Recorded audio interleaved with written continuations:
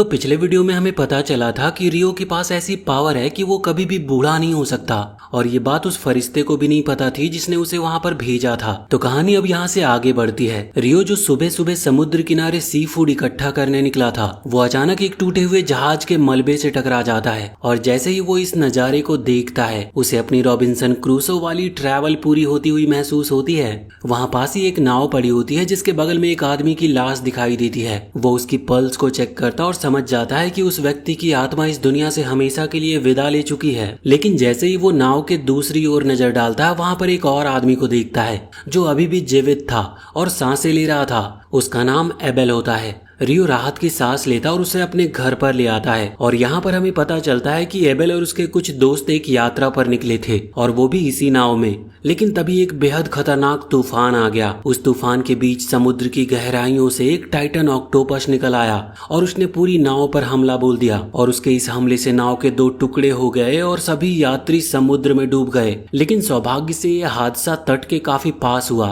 जिससे वो लोग किनारे पर बहकर आ गए। फिलहाल रियो एबेल को, जो अभी भी बेहोश था, अपने घर लेकर आया था और इसके बाद वो कुछ अपने घरेलू कामों में लग गया। इसी बीच एबेल की आंखें खुलती और वो इधर उधर देखकर सोचता है कि आखिर वो है कहाँ पर। वो घर से बाहर निकलता और देखता है कि उसके चारों ओर असली फूलों का बगीचा है और उसके बीचों बीच एक पत्थर का रास्ता जंगल की ओर जाती है।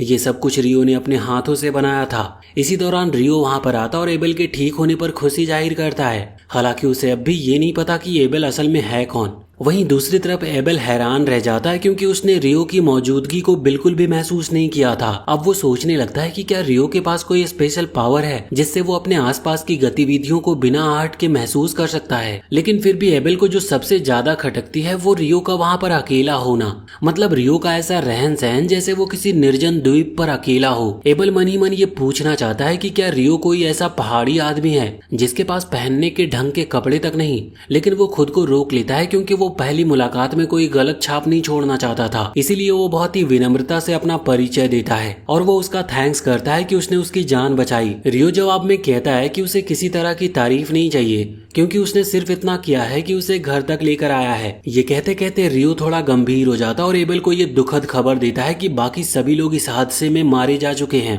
एबेल उसे जवाब देता है कि उनके लिए ज्यादा दुखी होने की जरूरत नहीं और ये खुलासा करता है कि बाकी सभी लोग स्मगलर्स थे।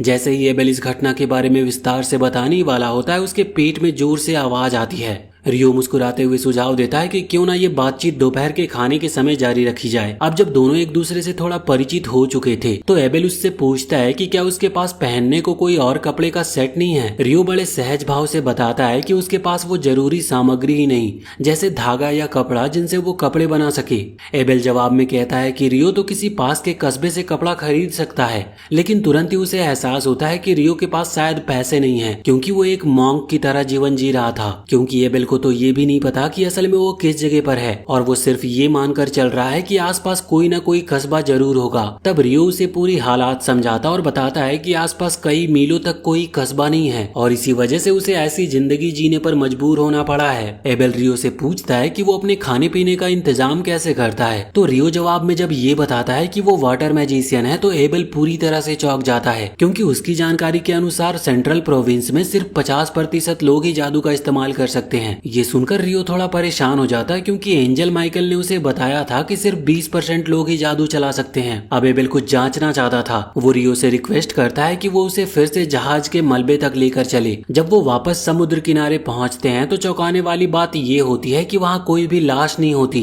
रियो ये अनुमान लगाता है कि शायद लाशें समुद्र में बह गई होंगी या किसी समुद्री राक्षस ने उन्हें खा लिया होगा। इसका मतलब ये निकलता है कि अगर रियो ने एबेल को ना बचाया होता तो शायद वो भी अब तक खा जाया चुका होता।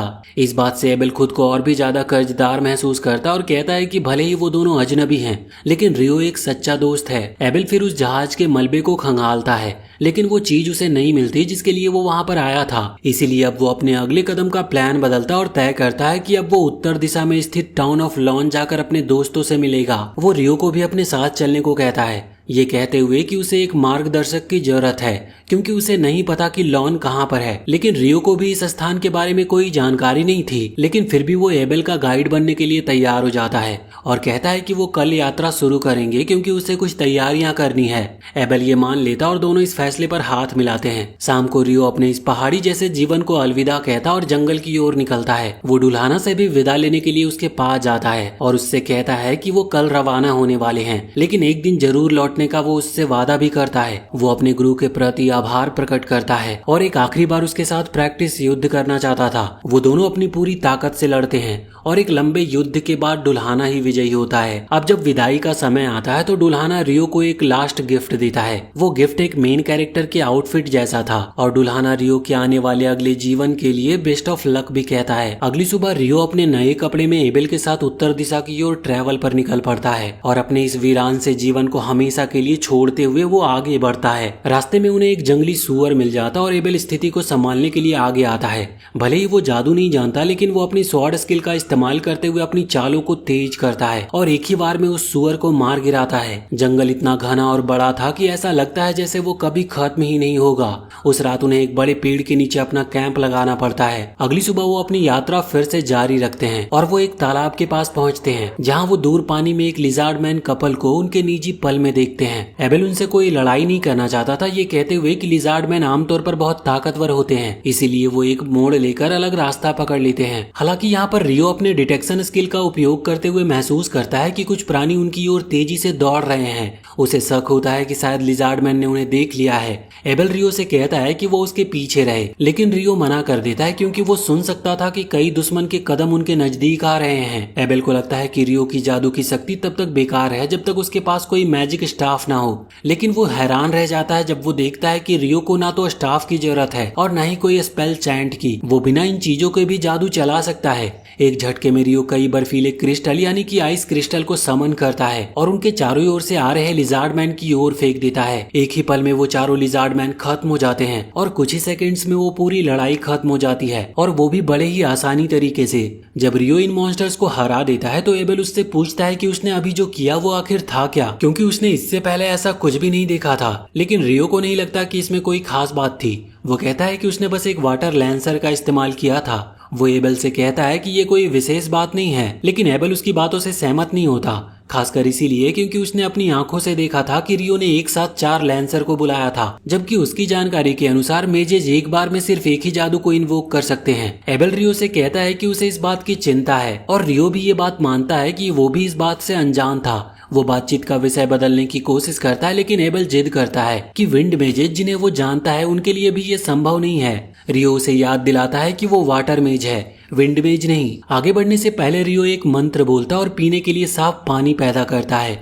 वो एबेल को याद दिलाता है कि वो दोनों थक चुके हैं और आगे का दिन लंबा होने वाला है, इसीलिए उन्हें पहले खुद को हाइड्रेट कर लेना चाहिए। एबेल पानी पी लेता है, लेकिन फिर भी उसके मन में कुछ बेचैनी थी। रियो ने जिन जादुई मंत्रों का प्रयोग किया था वो एबेल के लिए अजीब थे, क्योंकि वो उनसे परिचित नहीं था। लेकिन जब वो रियो से इस बारे में पूछता है तो रियो इसका कोई जवाब नहीं देता। वो दोनों अपनी यात्रा पे आगे बढ़ते हैं और जैसे जैसे वो लूना के करीब पहुंचते हैं, एबेल रियो को एक सिक्का देता है जिसे लूना में इस्तेमाल किया जा सकता है। रियो इससे बेहद एक्साइटेड हो जाता है क्योंकि ये पहली बार है जब उसने इस दुनिया में असली पैसे को हाथ में लिया था। रियो की उस खुशी को देखकर एबेल उसे समझाता है कि इस दुनिया में कई तरह की करेंसीज प्रचलित हैं और ये खास करेंसी किंगडम ऑफ नाइटली की है, जिसमें लूना एक शहर है। वो आगे बताता है कि इस किंगडम में कुल 3 मुख्य शहर हैं, लूना, होंडेलो फेडरेशन और दूही एम्पायर। जैसे ही एबेल दूही का नाम लेता है, रियो अचानक रुक जाता है, जिससे एबेल को लगता है कि शायद रियो का उस शहर से कोई पुराना रिश्ता रहा हो। वो उससे जब पूछता है तो रियो जवाब में कहता है कि नहीं, ऐसा कुछ भी नहीं है। दरअसल रियो सिर्फ उस शहर के नाम से ही चौंक गया था। उसे लगता है कि ये नाम सुनने में कुछ अजीब लगता है। ये सोचकर वो हंसता है कि अगर वो उस शहर का मेंबर होता तो खुद को उस नाम से पहचान कराना उसे अच्छा नहीं लगता। उसके लिए ये बहुत अच्छी है कि वो सच में उस शहर से नहीं है। वो दोनों इस बात पर थोड़ी देर तक हंसी मजाक करते हैं और आगे बढ़ते हैं। जैसे ही वो कुछ चट्टानों के पास पहुंचते हैं तो एबेल देखता है कि एक चट्टान हिल रही है। वो तुरंत हमला करता है और रियो भी उसकी मदद के लिए शामिल हो जाता है, लेकिन तभी वो समझ जाते हैं कि वो एक रॉक गोलेम के नेस्ट में घुस आए हैं। वो चट्टान बार बार खुद को जोड़कर दोबारा जीवित हो जाती थी। एबेल अपनी तलवार से उसमें छेद करता है, लेकिन फिर से वो रीजनरेट्स हो जाती थी। जब एबेल की तलवार बेअसर साबित होती है तब रियो आगे आकर एक 10 लेयर वाली आइस रॉक का इन्वोक करता है और 2 चट्टानों पर वार करता है। ये हमला इतना शक्तिशाली होता है कि वो चट्टानों को पूरी तरह से चकनाचूर कर देता है। फिर वो बाकी के चट्टानों पर भी यही हमला दोहराता है। जब वो आखिरी रॉक गोलेम तक पहुंचते हैं तो देखते हैं कि वो चुपचाप लेटा हुआ है और बिल्कुल नहीं हिल रहा। रियो तुरंत समझ जाता है कि ऐसा इसीलिए है क्योंकि वो अपनी पीठ के बल लेटा है और इन गोलेम की शक्ति जमीन से आती है। जब वो अपनी पीठ के बल गिरते हैं तो पूरी तरह से पावरलेस हो जाते हैं। वो अपने पैरों के नीचे एक मैजिक कोर भी देखते हैं और एबेल पहचान लेता है कि ये गोलेम कई सारे मॉन्स्टर्स को मार चुके होंगे, इसीलिए ये कोर बहुत ही वैल्यूएबल होते हैं। वो तय करते हैं कि इस कोर को टूर स्पॉइल यानी कि यात्रा की लूट के रूप में साथ ले लेंगे। रियो बाकी गोलेम से भी कोर लेने के बारे में सोचता है, लेकिन तभी उसे दिखाई देता है कि बाकी गोलेम्स अभी भी आइस रॉक से लड़ रहे हैं, इसीलिए वो बिना किसी आवाज के वहां से निकल लेते हैं। आगे बढ़ते हुए उन्हें एक और मॉन्स्टर दिखाई देता है। रियो सोचता है कि बस एक साधारण सा मेंढक है, लेकिन एबेल को लगता है कि ये एक बेहेमौत है। जिंदगी उन्हें ये बहस करने का समय भी नहीं देती कि ये वास्तव में क्या है, क्योंकि उसी समय कई वेबरेंस उड़ते हुए वहां पर आ जाते हैं और अब वो दोनों एक युद्ध क्षेत्र के बीच में थे। लेकिन साथ ही किस्मत भी उनके साथ थी, क्योंकि बेहेमौत भी इस लड़ाई का हिस्सा है और वो जानते हैं कि वो इतनी आसानी से हार नहीं मानेगा। और वो सही साबित होते हैं क्योंकि बेहेमौत जादू का प्रयोग करता और अंत में विजयी रहता है। रियो अब तक की अपनी यात्रा से बेहद रोमांचित हो चुका था। रात को वो आग जलाते हैं और आपस में बातें करते हैं। रियो एबेल से मजाक करता है कि उसने सोचा था कि एबेल भी बेहेमौत से लड़ेगा और वो उस लड़ाई का दूसरा दौर देख पाएगा। रियो का स्वभाव थोड़ा शरारती है, लेकिन ये सब एक मजाक था। वो उस मैजिक निगेशन के बारे में पूछते हैं जिससे जादू के प्रभाव को निष्क्रिय किया जा सकता था, जिसे बेहेमौत ने लड़ाई में उपयोग किया था। एबेल कहता है कि उसने ऐसा केवल डंजन ट्रैप में देखा है। डंजन की बात सुनकर रियो बहुत उत्साहित हो जाता है और जब एबेल ये नोटिस करता है तो वो पूछता है कि क्या रियो को डंजन में दिलचस्पी है। रियो जवाब में तुरंत ही हाँ कहता है। वो वास्तव में बहुत ही भाग्यशाली है क्योंकि पूरे किंगडम में सिर्फ एक ही डंजन है और वो लूना में स्थित है, वही शहर जहाँ पर वो अभी जा रहे थे। रियो एबेल से चिढ़ते हुए कहता है कि उसने ये बात उससे छुपाई थी और पहले क्यों नहीं बताई, लेकिन एबेल जोर देकर कहता है कि उसे नहीं पता था कि रियो को डंजन में दिलचस्पी होगी। जब रियो जिद करता है कि वो और क्या क्या बातें उससे छुपा रहा है तो एबेल उससे पूछता है कि क्या उसने कभी डॉर्फ्स और एल्फ्स को देखा है, क्योंकि वो सच में बहुत भाग्यशाली है। लूना में कई सारे डॉर्फ्स रहते हैं और वो बेहद ताकतवर होते हैं। जब एबेल ये बात कहता है तो रियो कहता है कि वो पहले से ही जानता है, जिससे एबेल हैरान हो जाता है कि रियो को ये जानकारी कैसे हो सकती है। फिर एबेल आगे बताता है कि लूना में केवल एक एल्फ है और रियो तुरंत कहता है कि वो उससे भी परिचित है। वो अपनी यात्रा पहाड़ियों की ओर जारी रखते हैं और रियो एबेल को बताता है कि जैसे ही वो उस पहाड़ी को पार करेंगे उन्हें एक इंसानी बस्ती मिलेगी।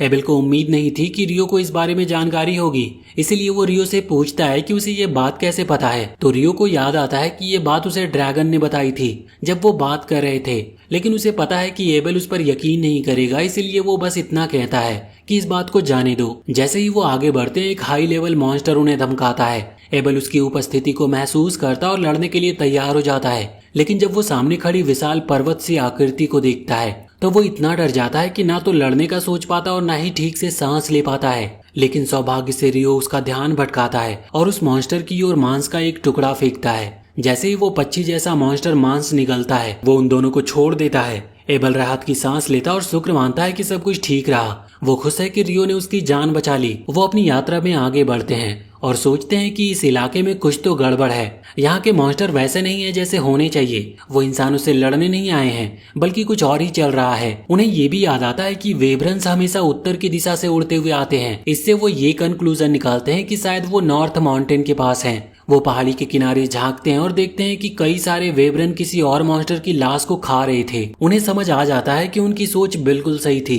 तो यहाँ पर एबेल प्लान बनाता है कि उन्हें इनसे नहीं लड़ना चाहिए, लेकिन रियो सोचता है कि उन्हें लड़ना ही होगा और अगर लड़ाई करनी है तो ये सबसे अच्छा मौका है जब वेब्रन जमीन पर हैं। वो दोनों लड़ाई में उतरते हैं और जीत भी जाते हैं, लेकिन तभी और भी कई सारे वेब्रन उड़ते हुए उनकी ओर आते हैं। रियो अपनी जादुई शक्ति का उपयोग करते हुए उन्हें आसमान से गिरा देता है। तो वहीं एबेल उनकी जेम्स को लेने चला जाता है। एबेल अब तक की लड़ाई से बहुत ही एक्साइटेड हो चुका था, इसीलिए जब और भी मॉन्स्टर्स आते हैं तो वो बहुत ही खुश होता है और बिना डरे उनका सामना भी करता है। और जब उनकी लड़ाई पूरी तरह से खत्म होती है तो वो एक दूसरे की ओर देखते हैं और मुस्कुरा देते हैं। और अब उन दोनों की एक शानदार जोड़ी भी बन चुकी थी। वो दोनों अपनी यात्रा को आगे बढ़ाते हैं और इस दौरान दोनों एक दिलचस्प बातचीत में उलझ जाते हैं और चर्चा का विषय होता है कि क्या उन्हें फिर से कभी वेवनर्स जैसी खतरनाक मॉन्स्टर से टकराना चाहिए। रियो को इसमें कोई दिक्कत नहीं थी, उसे तो इन राक्षसों से लड़ने में और भी मजा आता था, लेकिन एबेल इस विचार से ही कांप उठता है। वो दोबारा वैसा खतरा नहीं उठाना चाहता था, लेकिन फिर भी वो इस बात से संतुष्ट है कि पिछली बार रियो ने उन वेवनर्स से लड़ाई की थी, क्योंकि अब उनके पास एक भारी थैला जादुई पत्थरों से भरा हुआ है और ये पत्थर बेहद कीमती हैं और उन्हें बेचकर वो दोनों काफी पैसे कमा सकते हैं। वो दोनों उत्तर दिशा में काफी दूर तक चलते हैं और उन्हें एक पतली सी सड़क नजर आती है जो उन्हें एक संभावित कस्बे की ओर ले जाती दिख रही थी। एबेल चारों ओर नजर दौड़ाता और गौर करता है कि वो सड़क पूरब की ओर जाती हुई नजर आ रही है और सामने एक विशाल बर्फीला पहाड़ भी खड़ा है। ये देखकर एबेल के मन में आता है कि शायद उन्हें पश्चिम की ओर बढ़ना चाहिए। वो उन बर्फ से ढके पहाड़ों को पहचानता है, लेकिन रियो को इस बारे में वो कुछ भी नहीं बताता। वो बस इतना कहता है कि अगर वो इस पहाड़ को पूरब की ओर फॉलो करे तो उन्हें क्यादी नाम का एक टाउन मिलेगा। रियो ये सुनकर खुशी से झूम उठता है और बड़े ही एक्साइटमेंट से बताता है कि वो कितनी शिद्दत से एक असली बिस्तर पर सोने को मिस कर रहा था। एबेल ये सुनकर थोड़ा हैरान हो जाता है। वो सोच में पड़ जाता है कि रियो दरअसल एक रिलैक्सर टाइप इंसान है। अब तक तो उसने उसे बस एक गुफावासी या यूं कहें कि एक क्रेजी फाइटर ही समझा था, जिसे सिर्फ लड़ाइयों से मतलब है और हर समय बस मॉन्स्टर का शिकार करना चाहता है। खैर, क्यादी पहुंचने से पहले ही एबेल रियो को सलाह देने लगता है कि वहां पर पहुंचकर उसे क्या क्या करना चाहिए। वो रियो को वहां की प्रसिद्ध लोकल क्यूजीन के बारे में बताता है, जो उसके अनुसार बेहद ही स्वादिष्ट और दिल को लुभाने वाली होती है। बहुत ज्यादा समय नहीं लगता और दोनों उस छोटे से टाउन क्यादी में पहुंच जाते हैं। शहर में घुसते ही वो सीधे एक स्थानीय रेस्टोरेंट की ओर बढ़ते हैं और वहां बैठकर खाना ऑर्डर करते हैं। रेस्टोरेंट में बैठकर एबेल रियो को एडवेंचर गिल्ड्स के बारे में जानकारी देता है। वो बताता है कि एक एडवेंचरर के तौर पर रजिस्ट्रेशन करवाने के कई फायदे हैं और रियो जैसे ताकतवर इंसान को ये मौका हाथ से जाने नहीं देना चाहिए। वो आगे कहता है कि एडवेंचरर गिल्ड का गिल्ड कार्ड एक तरह का पहचान पत्र होता है जो किसी व्यक्ति को पूरे राष्ट्र में बिना किसी परेशानी के स्वतंत्र रूप से घूमने की अनुमति देता है। रियो को ये आइडिया बेहद ही पसंद आता है, खासकर इसीलिए क्योंकि जब वो टाउन में घुस रहे थे तब गेट पर खड़े गार्ड को एबेल को रियो के लिए एक सिल्वर कॉइन देना पड़ा था। एबेल उसे गिल्ड के एक और बेहतरीन फायदे के बारे में बताता है। वो ये है कि रियो अपने पास जमा किए गए मैजिक स्टोन्स और मॉन्स्टर लूट को गिल्ड के जरिए ट्रेड कर सकता है, लेकिन वो ये भी कहता है कि इसके लिए रियो को एक अल्केमिस्ट के रूप में रजिस्टर्ड होना पड़ेगा, क्योंकि रियो को पहले से ही केमिस्ट्री में गहरी रुचि है, तो वो अल्केमी के विचार से तुरंत ही आकर्षित हो जाता है और अब गंभीरता से एडवेंचरर बनने के बारे में सोचने लगता है। इतने में एक वेट्रेस उनके पास आती है और उन्हें करी और चावल सर्व करती है। जैसे ही रियो पहला कोर खाता है वो ईमानदारी से चौंक उठता है। उसे विश्वास ही नहीं होता कि इस अनजान दुनिया में भी उसके पुराने संसार जैसा साधारण और पसंदीदा खाना उपलब्ध है और वो बेहद ही खुश होकर जल्दी जल्दी खाने लगता है और अगली सुबह उठते ही वो फिर से करी की ही तारीफ करता है, जिससे एबेल को यह एहसास होता है कि शायद ये गुफावासी कभी ढंग का खाना खाता ही नहीं था। और जब रियो पूछता है कि एबेल ने उसे टाउन में करी के बारे में पहले क्यों नहीं बताया,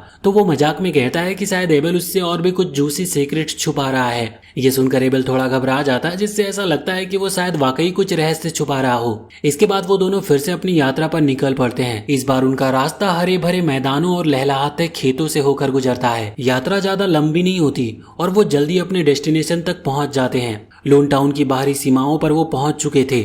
जब वो एंट्रेंस गेट के पास पहुंचते हैं तो वहां का गार्ड एबेल को देखते ही पहचान लेता है और हैरान रह जाता है, क्योंकि उसके अनुसार तो एबेल गायब हो गया था और सबने ये समझा था कि उसकी मौत हो चुकी होगी। एबेल के पास उस समय सारी बात समझाने का समय नहीं होता, इसीलिए वो गार्ड को बस इतना बताता है कि रियो जो उसके साथ खड़ा है उसने उसकी जान बचाई है। वो गार्ड रियो को इसके लिए धन्यवाद कहता और बेहद उत्साह से उससे हाथ मिलाता है। क्योंकि रियो अब भी एडवेंचरर के रूप में रजिस्टर्ड नहीं हुआ था, उसे शहर में प्रवेश के लिए शुल्क देना पड़ता है और एबेल एक बार फिर से उसके लिए गार्ड को एक सिल्वर कॉइन देता है। गार्ड एक बार फिर एबेल का दिल से स्वागत करता है और पूछता है कि अब आगे क्या करने वाला है वो।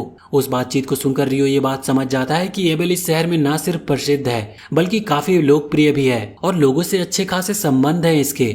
बहरहाल एबेल और रियो सीधा एडवेंचरर गिल्ड की ओर आगे बढ़ते हैं। रास्ते में एबेल रियो को बताता है कि सामान्यतः जब कोई व्यक्ति गिल्ड में रजिस्टर करता है तो उसकी रैंक F से शुरू होती है, लेकिन चूंकि एबेल खुद एक अनुभवी और सम्मानित एडवेंचरर है, वो रियो की काबिलियत की गारंटी दे सकता है और उसकी सिफारिश की वजह से रियो को E या शायद D रैंक से भी शुरुआत करने का अवसर मिल सकता है। इस दुनिया में भी वही आम रैंकिंग नियम लागू होते हैं, यानी जितनी ऊंची रैंक उतनी ज्यादा चुनौतीपूर्ण लेकिन लाभदायक क्वेस्ट भी।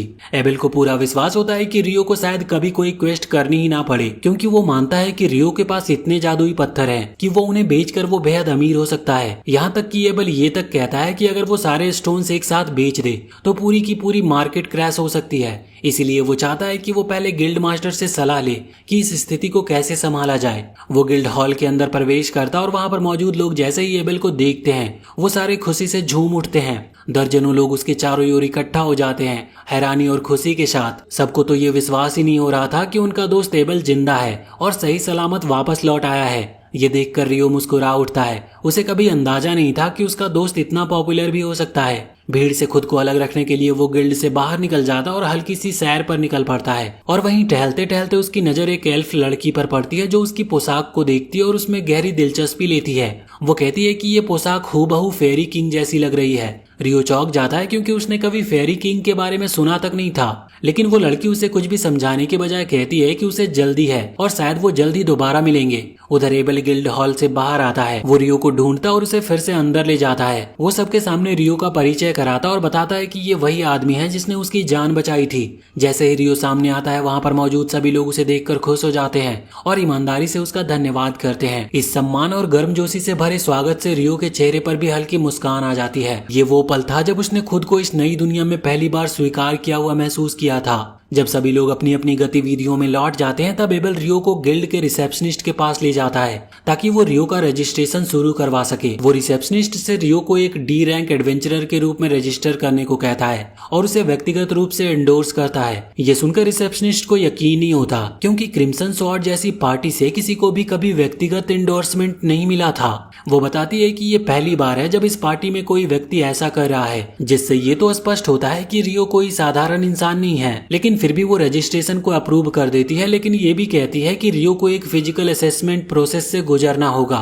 इस समय एबेल गिल्ड मास्टर से मिलना चाहता था। वो रिसेप्शनिस्ट उन्हें एक मीटिंग रूम में ले जाती है और जैसे ही वो ह्यूज जो कि गिल्ड मास्टर है उसे बताती है कि एबेल वापस आ गया है। ह्यूज तेजी से कमरे में दाखिल होता है। वो ये सुनकर ही हैरान हो जाता है कि कोई उस विशाल पर्वत को पार करके जिंदा लौट आया है, चाहे वो खुद गिल्ड मास्टर ही क्यों ना हो। एबेल ह्यूज से आग्रह करता है कि सिर्फ ये तथ्य ही काफी होने चाहिए कि रियो को रैंक अप कर दिया जाए, क्योंकि उसके अनुसार बिना किसी स्पेशल स्किल के कोई भी व्यक्ति ये कर ही नहीं सकता। ह्यूज उसकी बातों से सहमत होता है और रियो को रैंक अप करने के लिए तैयार हो जाता है। उनकी बातचीत अभी पूरी नहीं होती कि अचानक एक टीम कमरे में घुसती है और वो टीम एबेल की होती है, जिनमें लिन, वैरेन और रिया होते हैं। और जैसे ही लिन एबेल को देखती है वो घुटनों के बल गिर जाती है, आंखों में आंसू लिए। वो सोच भी नहीं सकती थी कि वो एबेल को कभी फिर से देख पाएगी। एबेल उनके पास जाता और माफी मांगता है कि उसने उन्हें चिंता में डाला। वो स्वीकार करता है कि अगर रियो ने उसकी जान नहीं बचाई होती तो वो भी जीवित नहीं होता, इसीलिए असली धन्यवाद रियो को जाना चाहिए। ह्यूज समझ जाता है कि पार्टी के पास एक दूसरे से बहुत कुछ शेयर करने को होगा, इसीलिए वो उन्हें वो रूम यूज करने देता है और गिल्ड क्लर्क नेना को बोलता है कि वो रियो को रजिस्ट्रेशन के लिए आवश्यक मटेरियल तैयार करे। इसके लिए वो रियो को अपने साथ ले जाता है, लेकिन एबेल उसे रोकता है और कहता है कि उन्हें एक साथ कुछ जरूरी काम करना है, इसीलिए रजिस्ट्रेशन के बाद गिल्ड में ही उसका इंतजार करे। रियो ह्यूज के साथ जाता और ह्यूज पढ़ लेता है कि रियो इस बात को लेकर कंफ्यूज है कि एबेल कितना फेमस है। ह्यूज उसे बताता है कि क्रिम्सन स्वॉर्ड पार्टी इस गांव की सबसे मजबूत पार्टी है और एबेल की अनुपस्थिति ने सभी को बहुत ही प्रभावित किया है। रियो पूछता है कि क्या वो डैंक में रजिस्टर होने वाला है, तो ह्यूज उसे बताता है कि हाँ, ये वही गिल्ड है। ह्यूज मानता है कि एबेल बेहद स्ट्रांग है, लेकिन वो ये भी कहता है कि अगर उसके पास अच्छा सपोर्ट नहीं होता तो वो इतना कुछ कर नहीं पाता। इसीलिए उसे यकीन है कि रियो भी एक असाधारण व्यक्ति है। वो उसे एक दूसरे ऑफिस में ले जाता और नेना वहाँ रजिस्ट्रेशन मटेरियल लेकर पहुंचती है। ह्यूज उसे पेपर वर्क सौंपता है और खुद अपने बाकी गिल्ड के दस्तावेजों में लग जाता है। नेना रियो से मिलती और अपना परिचय देती है। वो एक बुक लेकर आती है और रियो से उसकी स्किल्स लेवल और डंजन्स के अनुभव के बारे में सवाल करती है। जब रियो कहता है कि वो कभी किसी डंजन में नहीं गया तो वो बताती है कि हर महीने डंजन क्लासेस होती है और पूछती है कि क्या वो उसमें नामांकन कराना चाहता है, तो रियो हाँ कहता है। वो बताती है कि अगली क्लास कुछ दिनों में सुबह 9 बजे है। रियो ये सुनकर थोड़ा चौंकता है कि यहाँ टाइम सिस्टम भी मौजूद है और नेना बताती है कि शहर के बीच में एक घड़ी है जो समय दिखाती है। वो ये भी बताती है कि चूंकि रियो के पास रहने की कोई जगह नहीं है, इसलिए वो गिल्ड लॉज में 300 दिन तक रह सकता है। पेपर वर्क पूरा होने के बाद वो एक सिस्टम पर अपना हाथ रखने को कहती है, तो सिस्टम उसकी जानकारी उसके कार्ड पर प्रिंट करता और रजिस्ट्रेशन पूरा हो जाता है। रजिस्ट्रेशन खत्म होने के बाद वो बाहर निकलते और ह्यूज बहुत प्रसन्न होता है कि एबेल लौट आया है। वो कहता है कि एबेल की अनुपस्थिति ने पूरे शहर को अस्त व्यस्त कर दिया था। रियो फिर से एबेल के पास लौटता है जो उसे शहर में घुमाने ले जाता है। एबेल बताता है कि वो अब उन मैजिक स्टोन्स का पैसा लेने जा रहे हैं जो उन्होंने बेचे हैं और साथ ही वो रियो के लिए कुछ कपड़े और एक स्टाफ भी खरीदना चाहता है। रियो इस सद्भावना की सराहना करता है, लेकिन पूछता है कि वो स्टाफ क्यों। एबेल कहता है कि एक मैजिशियन को स्टाफ का उपयोग करना चाहिए, लेकिन रियो कहता है कि वो बिना इसके भी ठीक है और वो हमेशा अपनी तलवार के साथ तैयार रहता है। एबेल को लगता है कि उसके पास तलवार है ही नहीं, लेकिन रियो अपनी कमर पर बंधी छोटी सी तलवार दिखाता है, लेकिन एबेल उसे सिर्फ एक नाइफ समझता है। लेकिन रियो कहता है कि वो एक असली तलवार है और वो उसका उपयोग अच्छे से करता है। एबेल अब तक रियो की जिंदगी को एक रहस्य की तरह देख रहा था और उसके पास भी अब भी बहुत से सवाल हैं जो वो रियो से पूछना चाहता है। उसके शॉपिंग और कई सवाल जवाब के बाद रियो को पता चलता है कि इस वर्ल्ड में भी 24 घंटे का एक दिन होता है, 7 दिनों की एक हफ्ता होता है और 30 दिनों का एक महीना होता है, बिल्कुल पृथ्वी की तरह। करी जैसी चीजें खाने के बाद वो अनुमान लगाता है कि शायद कोई ना कोई इंसान पृथ्वी से इस वर्ल्ड में पुनर्जन्म हुआ है और उसने इस जगह को बदल दिया है। इसके बाद एबेल उसे फिर से मिलकर उन सभी चीजों के लिए उसकी सराहना करता है जो उसने खरीदी थी। फिर वो रियो को बताता है कि अब उन्हें एक और जगह पर जाना है और कहता है कि वो गेस्ट ऑफ ऑनर है और वो इनकार नहीं कर सकता। एबेल उसे उसकी वेलकम पार्टी में ले जाता है जहाँ वो पूरी रात मस्ती करते हैं और शराब में डूब जाते हैं। अगली सुबह रियो थका होता है और नीना के साथ अपनी लॉज की ओर चल रहा होता है। नीना मानती है कि उसकी रात बहुत मस्ती भरी रही होगी। वो बताती है कि रात जो एबेल का भाई है रियो से अलग ही नहीं हो रहा था, क्योंकि वो उसके द्वारा किए गए कामों के लिए बहुत ही आभारी था। लेकिन रियो की थकान की असली वजह ये थी कि उसने जरूरत से ज्यादा शराब पी ली थी। वो अंततः लॉज में पहुंचते और नीना दरवाजा खोलती है। कमरे में पहले से 2 लोग मौजूद होते और नीना रियो को उनका रूममेट बताकर परिचय कराती है। वो दोनों रूममेट्स नील्स और ऑटो रियो से हाथ मिलाते हैं और नीना रियो को अगले दिन की क्लास की याद दिलाकर चली जाती है। नीना के जाते ही नील्स नीना की सुंदरता की तारीफ करता है, लेकिन ऑटो को इस बात में कोई भी इंटरेस्ट नहीं होता। वो रियो से बात करना शुरू करता और दोनों एक दूसरे के साथ कैजुअल तरीके से रहने का फैसला करते हैं। लेकिन तभी नीना फिर से दरवाजा खटखटाती है और एक और रूममेट एमिन को लेकर आती है। एमिन बहुत छोटी लगती है और जब उससे उसकी उम्र पूछी जाती है तो वो बताती है कि वो 16 साल की है। उसके माता पिता की हाल ही में मौत हो चुकी है, इसीलिए उसने एडवेंचरिंग से कमाने का निर्णय लिया है। नीना सबको उसे वेलकम करने को कहती है और रियो से कहती है कि वो अगली सुबह क्लास में उसके साथ आए। उसी समय दूसरी ओर एबेल अपनी पार्टी को रियो के बारे में सब कुछ बताता है कि कैसे उसने बिना स्टाफ के मैजिक का इस्तेमाल किया, कैसे उसने आइस ब्लॉकर से वाइवनर्स को मारा और भी बहुत कुछ। लिन को उसकी बातों पर विश्वास ही नहीं होता। वो कहती है कि ये मैजिक थ्योरी के खिलाफ है, क्योंकि दूरी और निकटता का एक प्रभाव होता है। एबेल जोर देकर कहता है कि उसने जो देखा वही कह रहा है। रिया कहती है कि केवल एक ही लीजेंड इतना ताकतवर था, जो था इन्फेर्नो मैजिशियन। वो सभी इस पर चर्चा करते हैं कि शायद रियो वही लीजेंड है, लेकिन उन्हें यकीन नहीं क्योंकि किसी ने उसे सच में देखा नहीं। लेकिन फिर सभी को एक चिंता होती है कि अगर रियो इतना ताकतवर है तो क्या वो उनके खिलाफ हो सकता है या एम्पायर को समर्थन दे सकता है। लेकिन एबेल उन्हें भरोसा दिलाता है कि रियो कभी भी दूही एम्पायर को समर्थन नहीं देगा, क्योंकि वो तो उस नाम से ही नफरत करता है। दूसरी ओर रियो अपने रूममेट्स के साथ मजाक कर रहा था और सोचता है कि उसकी जिंदगी कितनी बदल चुकी है और शायद अब उसकी जिंदगी पूरी तरह से आगे और भी बदलने वाली है। तो फिलहाल ये वीडियो यहीं पर खत्म होती है। अगर आपको आगे की भी कहानी जाननी है तो हमें कमेंट सेक्शन में जरूर बताएं और वीडियो अगर पसंद आई हो तो चैनल को सब्सक्राइब करके बेल आइकन जरूर दबा लें।